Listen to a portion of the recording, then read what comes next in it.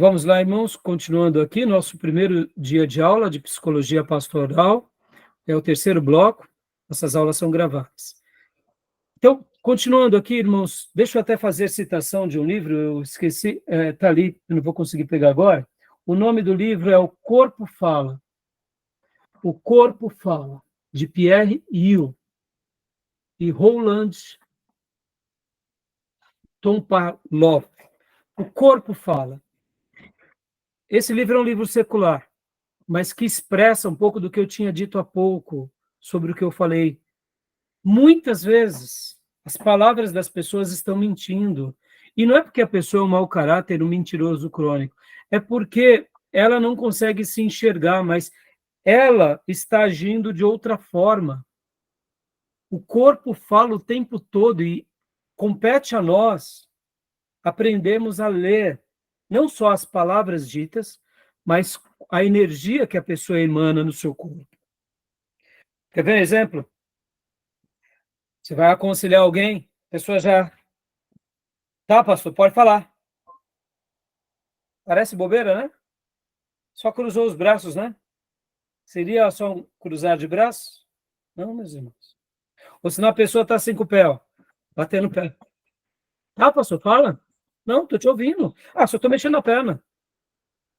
São comportamentos.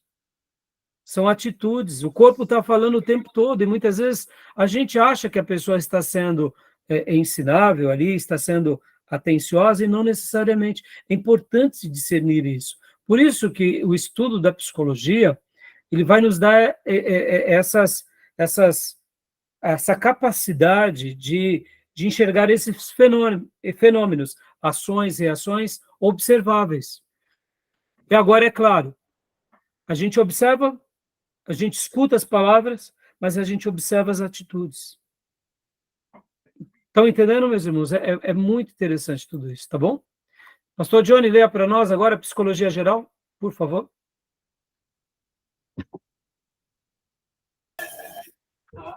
Leio sim. Psicologia Geral. Ramo da que procura estudar os dados verdadeiros acerca do comportamento e das experiências dos indivíduos em geral, e dos grupos específicos de indivíduos, animais, crianças, etc. Ocupa-se em determinar o objeto, os métodos e as leis da ciência. Lanois Dorn. Processos mentais consciente, subconsciente e inconsciente. Deixa eu dar uma pausa aqui, pastor, por favor. Ó. Então, percebam, irmãos, como é abrangente, né? Agora, olha essa frase: processos mentais conscientes, subconscientes e inconscientes. Parece contraditória essas palavras, mas elas não são. Aqui, nesse conglomerado de informações, diz muito. Quando a irmã Cleusa disse há pouco, né, que ela, aos 18 anos, começou a tomar remédio, parou aos 50, depois que ela se converteu. Percebam que tem coisas que nós temos, isso faz parte, não só de nós, mas de qualquer pessoa, temos consciência, mas tem coisas que faz parte da nossa subconsciência e a gente nem nota. E outras que faz parte do inconsciente. Então, por isso que é importante a gente ter essa clareza que, ao tratar desses assuntos, a gente vai aprender a se conhecer melhor, vai aprender a compreender os outros melhor, e dessa forma a gente vai poder criar ferramentas de autodefesa, de construção e de ajuda externa, tá bom? Então, continua para nós, pastor, ainda aqui. Joia. Emoções, personalidade, etc. Ué, por que emoções? Porque, irmãos, ninguém é igual a ninguém. Assim como as personalidades, ninguém é igual a ninguém. Então, eu sei que dentro dos estudos psicológicos, eles tentam colocar tudo dentro de um pacote, né? E assim, irmãos, faz parte do psicólogo, né? O psicólogo é que nem um médico. Enquanto nós estamos aqui morrendo de medo de ir para uma mesa de cirurgia, o que mais o médico quer, principalmente o cirurgião, é abrir alguém para ver o que tem lá dentro para resolver um problema. Eu pergunto para vocês aqui, não é uma profissão esquisita isso? ter prazer de abrir alguém? Agora, se você chegar para o médico e falar isso, ele fala, claro que não. Isso é maravilhoso, poder compreender o corpo humano, abrir, solucionar. E graças a Deus pelos médicos, mas quem gosta disso? Quem gosta de ser médico? Não é verdade, irmãos? Há alguém aqui que gosta de hospital? Tem alguém que gosta de hospital? Eu costumo dizer que quem gosta de hospital é o dono do hospital, é o médico e o enfermeiro. Quem mais? Mais ninguém, meus irmãos. Fala sério. Quem gosta de hospital? Que é uma coisa mais, né? Eu sei que é uma benção os hospitais, tudo, mas eu prefiro outras áreas, né? Por isso que, assim, não existe gosto, né? Não existe algo que é perfeito, cada um dentro do seu setor, né? E dentro da psicologia, podem ver que, muitas vezes, é curioso, né? Você está falando com o psicólogo, ele já vem te rotulando, ah, você é assim, assim, assim, o outro é assim, assim, assado. Eles têm os seus rótulos, mas faz parte da área deles, né? É por isso que um psicólogo, geralmente, uma pessoa que faz, né, terapia, não é bom fazer para amigos, né? Porque amigos, você tem que ter essa interação mais livre e solta, né? Vocês vão ver isso tá dentro de um padrão ético, né? Vamos lá. Ciência e religião. Ciência e religião. Opa. Ciência e religião. Mudou aqui sozinho. Leia para nós, Gil, por gentileza.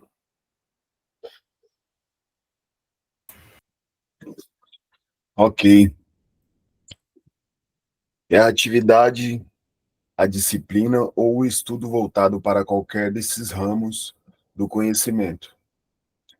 É o conhecimento que, em constante interrogação de seu método, suas origens e seus fins, procura obedecer a princípios válidos e rigorosos, almejando especialmente coerência interna e sistematicidade. Aqui, irmãos, a gente vai estar tendo que fazer nessa matéria uma combinação de ciência e de religião. Não tem como fugir disso, né? Até porque o assunto que a gente vai estar tratando aqui é um assunto voltado para a Bíblia, mas a gente vai pegar emprestado o quê? Tudo que a ciência nos ajudou, seja ela pela psicologia, seja ela pela psicanálise, seja ela até mesmo por outras áreas que estão envolvidas direto ou indiretamente, tá bom? Continua para nós, Gil, por favor.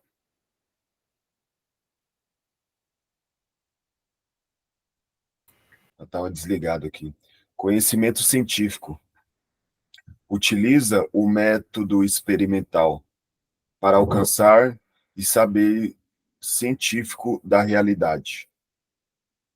O mundo construído pelo conhecimento científico é resultado de estudo ou prática. Consiste na investigação racional com o objetivo de descobrir o que é real ou não. Suas conclusões podem ser observadas por qualquer outro membro da comunidade científica. Porque, geralmente, irmãos, é normal com que eles usem esse termo método experimental. Porque, irmãos, é consenso na ciência que tudo aquilo que é lógica e numérico é exato. Então, por exemplo, um prédio construído aqui no Brasil e um prédio construído na Inglaterra vai seguir os mesmos cálculos. Porque dentro dessa ciência, que é a ciência da construção civil, você tem a lei da gravidade, você vai ter os pesos, você vai ter que fazer certos fundamentos, fundações para certos tipos de solo, ou seja, são leis aplicadas em qualquer realidade. Então, em ciências exatas, matemática, física, em muitas ciências exatas, quase tudo é exato. Por isso que o nome diz ciências exatas. Mas já em ciências humanas, aí onde entra a sociologia, aonde entra até mesmo a economia, é o quê? É a aproximação.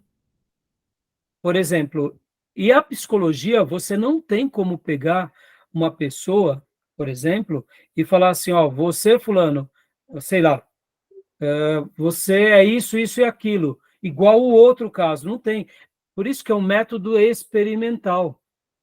Nas ciências humanas, você cria resultados pela aproximação. Por exemplo, irmãos, olha só que interessante. A economia brasileira é diferente da economia americana, que é diferente da economia japonesa. Por quê? Se é tudo economia, não é uma ciência? É uma ciência. Mas essa ciência tem números, tem contas, mas essa ciência tem comportamento humano. Por isso que a economia, ela já é diferente da engenharia, nesse sentido. Não é uma ciência exata. Por exemplo, né, Júlio, eu não sei dizer, mas eu deduzo que o direito é um método experimental. Tem as leis, você segue lá os critérios das leis, mas não dá para a gente fechar tudo, né? Você tem Não, que fazer uma leitura também, humana, né? dependendo do caso, teu lado humano, que está É humano. Hã? É humano porque ele não segue uma exatidão a casos e casos, comportamento, entendeu? É humano. Exatamente. Então, irmãos, por isso que aqui a gente vai usar os métodos científicos, mas, ao mesmo tempo, a gente vai focar naquilo que importa para a gente, que é o que é a revelação, que a Bíblia vai nos mostrar como comportamento estudado da revelação bíblica, que é o mais importante para nós. Vamos lá, irmãos. Quando a gente pega um Saul, que apostata, e quando a gente pega um Davi, que continua tendo a sua vida em crescimento constante, são dois tipos de comportamento totalmente diferentes.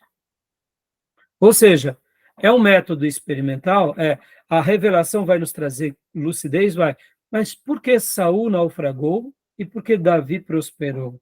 Estão entendendo? Então, o que importa para nós O, hoje é seguir o modelo de Davi.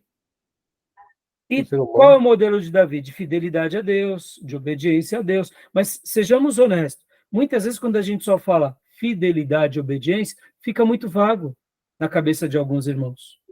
Porque dentro da visão daquela pessoa, ela só enxerga aquilo que se vê ali fora. Lembra que dentro do estudo que nós fizemos do módulo anterior, de religiões comparadas, para uma pessoa ser muçulmana, ela precisava ter 5 atitudes, 5 comportamentos. Para uma pessoa ser cristã, ela não basta ter comportamento. Ela pode até ter comportamento em algum momento naufragar. Percebam, é muito complexo. que é o ser humano, ele não o ser humano, ele tem uma dinâmica, ele não é estanque. Exato. Exatamente. Né, Juliano? Então, se torna muito mais complexo, né? O, Então, continuando aqui, vamos lá. Leia para nós, Gil.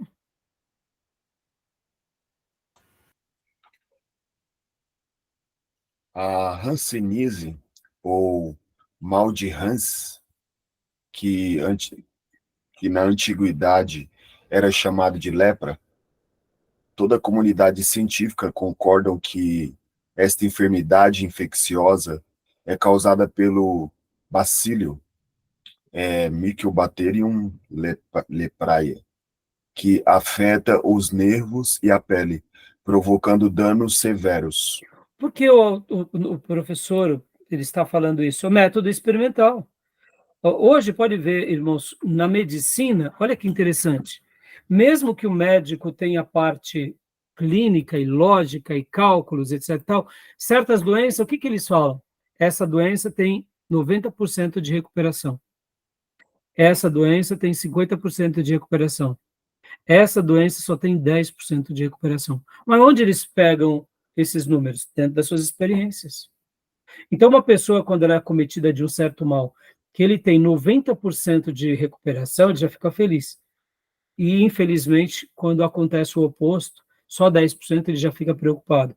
Por quê? Porque ele não sabe se o corpo dele vai estar dentro dessas experiências. Por isso que aquele pegou o caso da lepra, hoje, graças a Deus, a lepra não mata mais, mas a pessoa sofre com a lepra, né? Então, continua lendo para nós, conhecimento do senso comum. Leia para nós, Gil, por gentileza. É fundamentado na experiência cotidiana. É um saber sobre os hábitos e os costumes, as práticas, as tradições que orientam o dia a dia, mas que varia de sociedade para sociedade. Na Bíblia hebraica, em Levíticos 14:34, consta uma das falas de Deus, que o profeta Moisés tornou audível. É uma das falas que justificava a sociedade israelita da antiguidade, afirmarem que a lepra era enviada por Deus para repreender o povo à desobediente. Povo desobediente. Vocês vão lembrar que também Deus curava da lepra. Deus curava. Bom, ele está fazendo aqui, o nosso irmão está fazendo aqui esse conglomerado de informações para que a gente possa, irmãos, abrir um pouco a mente para essa área psicológica. A gente vai parar aqui, ó, em religião, tá? 2.2. Vou dar uma pausa aqui no slide, tá? Só um O que detalhe, acontece, irmãos? só um detalhe aí, que a lepra era tido para o povo também, que era uma má compreensão. Havia momentos que Deus punia com a lepra, e, como você falou, sarava da lepra. Mas será que não foi uma distorção da compreensão do povo, que achava que a lepra, de forma geral, era uma maldição que aquela pessoa tinha? Até que ele sofria um preconceito muito grande, ficava Sim, afastado. sim, sim. Não tenha dúvida de tudo isso. No entanto, pode ver que, ao mesmo tempo, Deus permitia a lepra, mas Deus também permitia a cura da lepra, né? Mas, assim, o povo sempre distorceu de forma errada. Pode ver que a gente, até hoje, a gente tem hora que distorce de forma errada as coisas, não é? Hoje, com as suas devidas proporções, a gente distorce também. E naqueles dias, muito mais. Lembram que Jesus cura aquele jovem cego de nascença? E qual era a ideia deles? A ideia é que os pais deles tinham pecado. Mesmo eles tendo conhecimento que Deus não imputaria o pecado no pai dos filhos, mas eles não tinham uma resposta, logo, essas distorções sempre existiram, né? Mas o que eu quis destacar aqui, irmãos, voltando aqui, a questão do senso comum agora. O senso comum, ele é importante, porque há uma sabedoria no senso comum, principalmente quando esse senso comum é respaldado pelas escrituras. Agora, vamos lá. Quando a gente vai estudar essa matéria, a gente tem que estar um pouco aberto a tudo. Aberto a aprender com a nossa humanidade, com as nossas fraquezas, com as nossas crises. Aprender a partir de que existem ciências competentes que podem nos ajudar a romper obstáculos. Percebe, irmãos, nós, quando nos convertemos, acontece algo muito lindo. A gente fica, eu diria, com aquele fervor gostoso de aprender tudo da parte de Deus, e a gente vai aprendendo tudo da parte de Deus. Em um certo momento, a gente já se sente que já aprendeu algumas coisinhas, e tem hora que a gente começa a espiritualizar tudo e a gente fecha. Isso faz parte da nossa humanidade. A gente fecha a possibilidade de romper os obstáculos em algumas áreas, porque a gente acaba ignorando. Essa questão psicológica, podem ver, quando um pastor fala para uma pessoa dentro da igreja, filho, você precisa de um psicólogo, a maioria dos irmãos fala o quê? O pastor está dizendo que eu estou louco. Não é assim? Uhum. É ou não é? Filho, você precisa de um psicólogo, você precisa de um tratamento. Não, eu não estou louco. Não é assim? Agora, eu te pergunto, irmãos, olha como nós somos imaturos. Quando a gente está com uma dor de cabeça medonha, o que você faz? Vamos lá, Remédio. toma ou não toma? Toma um E comprimido. por que não expulsa o demônio da dor de cabeça? Bom. Não é? A gente poderia espiritualizar, né? Percebam? É. A gente está com algum problema, a gente toma um remédio. Não tem nem dúvida. Qual é a diferença entre um remédio e um terapeuta? São ciências, irmãos. O Vocês demônio percebem? Muitas vezes a gente está com alguns problemas emocionais, porque a gente não se compreende, a gente tem objeção de buscar ajuda. Temos objeção porque a gente fala, não estou louco. E quem diz que tem que estar louco para ir buscar um psicólogo, um psicanalista, um psiquiatra? A gente é muito preconceituoso sobre esses assuntos. Então, hoje, né, nessa nossa primeira aula, e aqui eu queria concluir dizendo isso, irmãos, a gente tem que, literalmente, aprender a ser mais humilde nessa área. Não ter essas objeções. Todos nós somos fracos. Eu gosto muito de usar o termo daquela estátua de Nabucodonosor. Todos nós, em certa medida, somos como a estátua de Nabucodonosor. Cabeça de ouro, membros ainda de pedras preciosas, pernas de ferro e bronze, mas os pés é de ferro e barro. É assim que somos, pés de barro. Tem ferro? Tem, mas é barro. A gente precisa só que uma pedrinha que venha lá do céu atinja o pé para ruir toda essa estátua poderosa. Muitas vezes a gente não está aberto a pedir ajuda a ninguém, a pedir orientação, a gente se basta, a gente diz, eu vou buscar a Deus e Deus vai me responder, como se na revelação sagrada Deus não já tivesse deixado uma comunidade sagrada para nos curar. Pode ver que o que é uma igreja e o que não era uma sinagoga, o que não era a nação santa de Deus, senão uma comunidade sagrada que se praticava a autocura. Então, essa matéria vai ser uma matéria muito legal, porque a gente vai, tem hora que a gente vai aprender com quem? Com um escritor secular. Não é porque ele é secular que o que ele diz é uma inverdade. De repente, aquela verdade pode ser útil na nossa vida. E a gente vai glorificar a Deus, como a gente vai glorificar a Deus sempre que estiver doente, tomar um paracetamol, um Tilenol, ou qualquer outro remédio, que são ciências que foram aperfeiçoadas pela experiência. Agora, é claro, na psicologia, na psicanálise e muitas outras áreas científicas, é claro que o diabo tenta pôr os seus conceitos, tenta pôr as suas influências, mas a gente também, nós temos o discernimento, tá bom, meus irmãos? Então, essa é uma matéria que a gente tem que aprender com a experiência, aprender com o próximo e deixar com que Deus vá construindo cada dia mais na nossa vida, porque, como eu disse, nós lemos, né? Jesus conhecia bem o gênero humano, e Jesus, ele cresceu em graça, conhecimento e sabedoria, e é possível a gente crescer também, e aprender com todos que estão ao nosso redor. A gente precisa de ajuda o tempo todo. Olha aqui, o que nós estamos fazendo nessa classe? O que eu faço quando eu pego um livro desse? Se não dizer, eu preciso desse meu irmão, para aprender com eles. O que a gente faz quando a gente pega a Bíblia Sagrada? Se não dizer, Senhor, eu preciso do Senhor e com os teus santos homens que escreveram teu texto sagrado. O que a gente faz quando a gente se permite ser orientado por um pastor, por um líder? A gente está permitindo dizer, olha, eu preciso da ajuda do outro, tá bom? Então, meus irmãos, hoje foi a nossa primeira aula, eu vou passar o material para vocês já irem ouvindo, lendo, e ó, avante, vai ser uma delícia poder trabalhar nesse sistema com vocês, tá bom? No século XX, o Estado tratava todas as pessoas que tinham problemas, entre aspas, mentais, de uma forma geral. Você vê que ali em Minas Gerais tem um hospital psiquiátrico, um manicômio, que não tinha critério. Qualquer pessoa era levada para lá, já tinha alguns sinais, era tratado como louco. Tomava choque, e acabava com a vida das pessoas. Acabou com a vida de muita gente. Entendeu? Hoje em dia, Júnior, inclusive esses centros, né, de reclusão, eles têm sido repensados. Porque o que é uma pessoa normal, Júnior?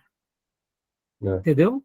Muitas vezes a pessoa nasceu, nós vamos aprender com esse livro aqui, eu vou dedicar uma aula para vocês, doenças psicossomáticas e doenças neurológicas. Os romanos chamavam de psicóticas, né? Por exemplo, irmãos, muitas vezes a gente fala assim, doenças está dentro das neuroses e das psicoses. Então, a gente vai estar aprendendo o que é normal, o que não é normal. Pode ver como a gente rotula, né? A gente é muito tolo. Muitos gênios são tidos como loucos. E de fato, são gênios, eles são diferentes mesmos. Eles nasceram com uma capacidade cognitiva além da maioria, então, quando eles vão falar, se comportar, eles são diferentes, mas são mesmo, eles são gênios. Então, entre a genialidade e a loucura, a linha é muito tênue. Mas nós sabemos conviver com essas pessoas para ver como a gente rotula, né? Como a gente rotula um corpo perfeito, como a gente rotula uma espiritualidade perfeita, e Deus pode ver. Ninguém nas páginas da Bíblia era igual ao outro. Ninguém, irmãos, ninguém. Podia ser um pouco parecido, ou estar na mesma unção, mas era diferente, tá bom? Então, essa matéria vai ser muito enriquecedora, irmãos, não tenho dúvida que os irmãos vão amar, vão gostar. A partir de amanhã, até, né, sábado. Quinta-feira não teremos aula, até, irmão, é feriado, né? É feriado. Dia Feriado, 30. né? Todos vão ter folga. Então, vamos considerar o feriado, porque eu acho que é prudente para os irmãos que tiverem folga descansar, tá bom? Ok. Tranquilo? Fechado, meus Beleza. irmãos? Então, alguma dúvida, alguma pergunta? Não, é só dizer que eu não é da minha predileção ler livros na área de psicologia. Li alguns, mas muito pouco. Não, mas faz parte, Júnior. Pode ver que a sua predileção é história, né?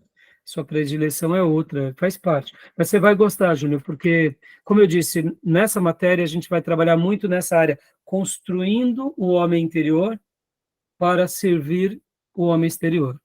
Entendeu? Então, eu quero trabalhar muito nisso. A partir da próxima aula, a segunda aula, a gente vai trabalhar muito isso.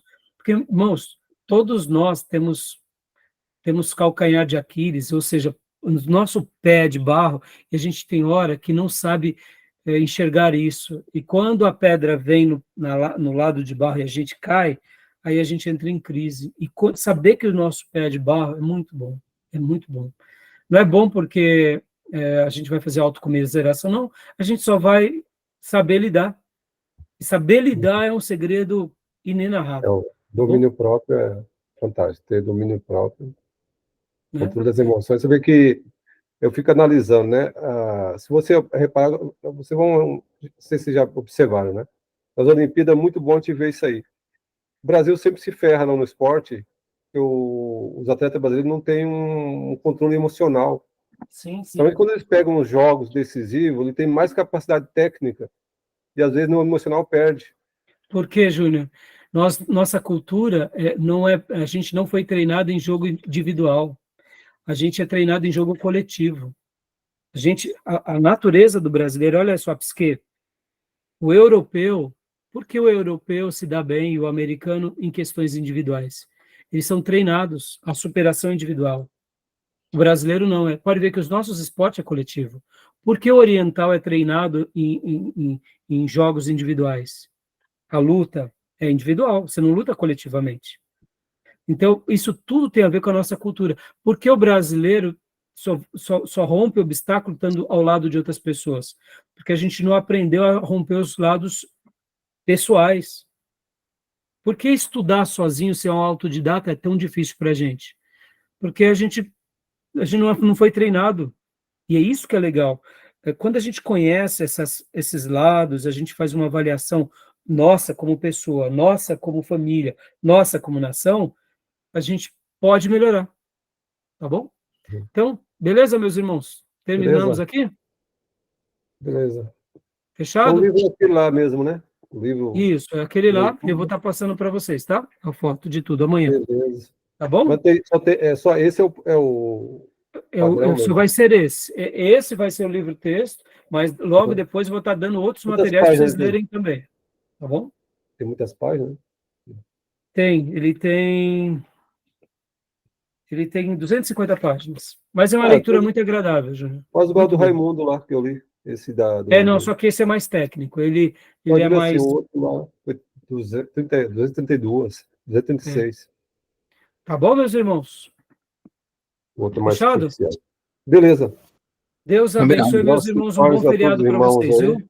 Bom feriado. Boa noite, graça e paz. Paz. Minhas ovelhinhas, até amanhã, no nosso culto de oração. Amém. Até amanhã. Bom descanso, bom feriado. Tchau, tchau. Obrigada. Bom feriado para todos.